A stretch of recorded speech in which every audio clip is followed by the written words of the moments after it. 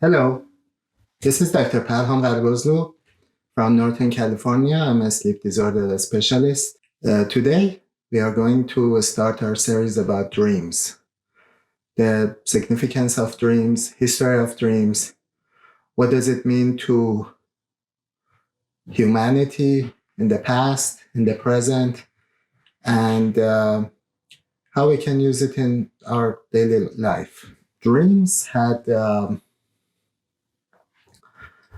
been a significant source of contemplation for people from very early.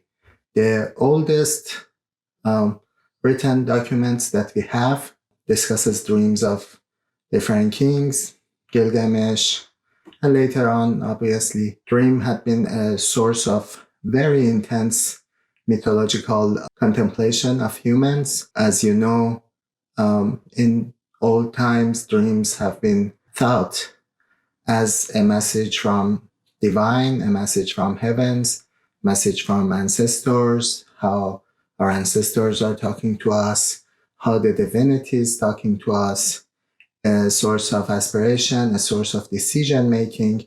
War and peace decisions have been made based on dreams and based on interpretation of the dreams that a priest or a particular divine person of that society would come and console the king about that.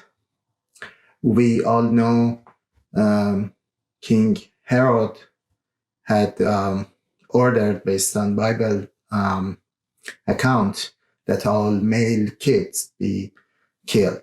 Or based on Persian mythology, we all know same story, Zahak, who actually lived in the same place as Herod, had ordered all the male babies to be killed, so the person who's gonna topple him doesn't grow.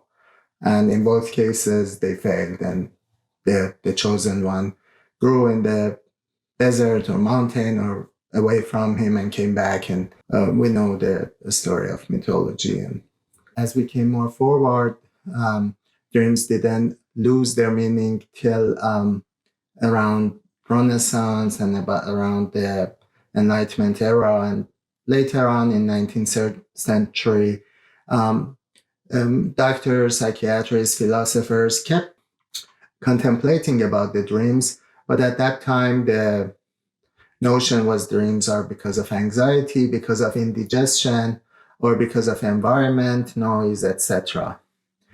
In late 19th centuries, as we all know, Freud started a scientific brain project or scientific psychology project. And later on, because he didn't really have enough tools of neuroscience that has been exploded in the last 200 years, he turned into his own logic and own experience to try to explain things that were not explainable at that point, or the wishes that are disturbing. He famously noted dreams are the royal way to unconscious.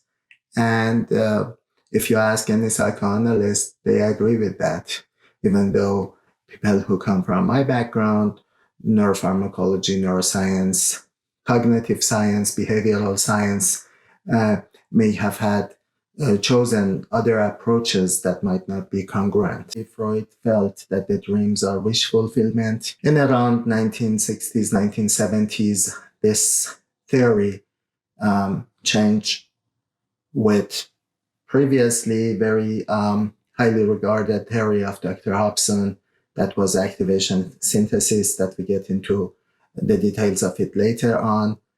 But in more recent years, neuroscientific discovery had shown us that some parts of the Freud theory of dream, especially wish fulfillment, may be correct. The work of Jung Pangsap, the work of Mark Solms, the free energy theory and implications in neuroscience, the work of Seth and Neil have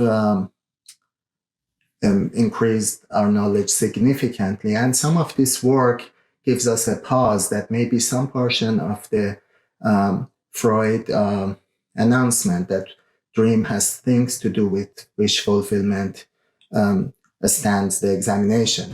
However, the body of recent discoveries of Dr. Stiggold and Dr. Walker and a lot of other scientists who work on this brings us toward how memory processing and emotion processing have things to do with dreams. And then some scientists come and say, is the dream just a byproduct of that processing? Which we have evidence against that. Freud felt that the brain, the psyche, changes our wishes into more acceptable wishes. For example, if we are very anxious about our own death, we might dream of losing a tooth. Or if we dream of a house, it might represent themes of security or themes of social representation of our character, of our being in the society. He felt that unconscious changes the wish into more acceptable, and he came up with different processes like symbolization or condensation or displacement that would make the manifest of the dream one thing and the latent or implication or real meaning of the dream something else. That experienced therapist could figure it out. Later in his life, he realized that these issues are not universal and personal to a person with his own experience and meaning of different symbols to him or her. And over those decades, a lot of dream dictionaries came up, and he didn't like them because he realized that these issues are not universal and personal to a person. One of his collaborators, who is my longtime personal hero, Dr. Jung, split it with him. And as somebody was telling me, Freud got to the basement and Jung got to multiple lower levels. He expanded the idea of unconscious into much more complex place with its own characters, with its own themes that he called archetypes. The most important archetypes are persona, anima, animus, and shadow, that on any elementary Jung work we will see them. Wise old man, great mother, or other very important archetypes, the trickster. I hope I have the opportunity to talk about all this at a later time. Jung thought that dreams are what our unconscious are trying to tell us, and has elements of our unconscious that are not communicated, especially with shadow, which is the repressed part of us, the parts that our conscious ego don't want to see, or as the Jung says, self. And dreams is one of the ways that we integrate the self with shadow and become a more mature person. So for Jung also, the unconscious relationship with dream and relationship of these two with conscious self was very important. And he and Dr. Marie von Franz worked very diligently for years trying to figure out the dreams and what they mean to them based on a Jungian psychoanalysis. This was a brief history of how humans dealt with the dreams from early time till now. obviously we can talk about just this issue for hours and hours, and it's extremely interesting how dreams have entered the realm of mythology, the realm of meaning, the realm of religion later on, and how it affected the world history. I gave a couple of historical and mythological references to them today.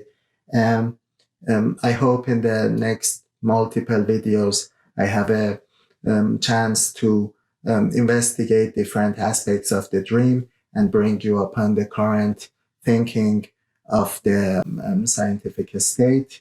And we will be discussing the next up hypothesis in the upcoming videos. Here, I want to thank all of my personal heroes who are working diligently across the world. Especially, I'm very personally attached to the work of Dr. Matthew Walker, Dr. Robert Stickle, also Dr. Mark Solms. I want to really appreciate people like Freud and Jung and Hobson who were opening this field. And even though those theories are not accepted fully now, but we are stepping on the shoulders of giants. And apology for their work, I think it's totally unnecessary. Thank you for listening, and I see you next week.